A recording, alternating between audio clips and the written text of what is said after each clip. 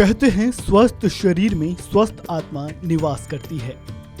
अगर तन स्वस्थ रहेगा तो जीवन भी स्वस्थ रहेगा और इसके लिए योग से बड़ा माध्यम कोई नहीं। योग जो न केवल हमारे तन को बल्कि हमारे मन को भी स्वस्थ रखता है। योग की अहमियत को समझते हुए पूरी दुनिया में हर साल 21 जून को अंतर्राष्ट्रीय योग दिवस के रूप में मनाया जाता है। तो चलिए आज आपको योग के सफर पर लिए चलते हैं और जानते हैं भारत में योग की शुरुआत किसने की थी, योग का इतिहास और महत्व क्या है, 21 जून को क्यों मनाया जाता है योग दिवस। ये वो सवाल है जिनके जवाब इस वीडियो में आगे हम जानेंगे।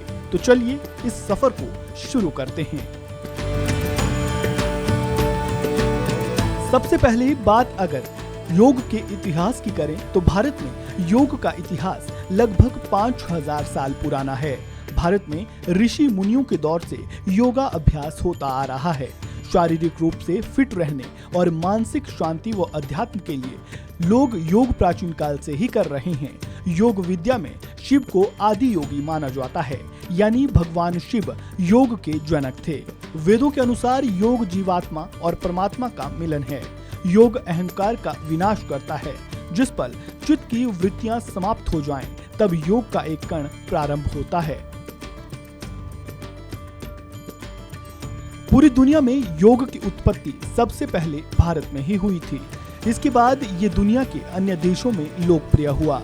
जब जब योग की बात की जाती है तब तब पतंजलि का नाम सबसे पहले लिया जाता है। कहा जाता है कि महर्षि पतंजलि ही पहले और एकमात्र ऐसे व्यक्ति थे जिन्होंने योग को आस्था, अंधविश्वास और धर्म से बाहर निकालकर एक सुव्यवस्थित रूप दिया था। ये तो हुई बात योग के इतिहास की। अब 21 जून को ही योग दिवस क्यों मनाया जाता है ये जान लेते हैं।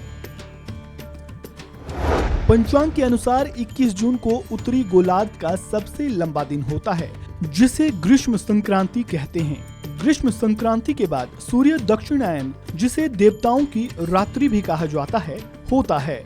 दक्षिणायन होने पर सूर्य का तेज कम हो जाता है, जिससे वातावरण अशुद्ध हो जाता है, कीटाणु उत्पन्न होने लगते हैं, रोग प्रतिरोधक क्षमता कम हो जाती है। ऐसे में आध्यात्मिक सिद्धियों को प्राप्त करने और तन मन को स्वस्थ रखने के लिए हर साल 21 जून को अंतर्राष्ट्रीय योग दिवस मनाते हैं।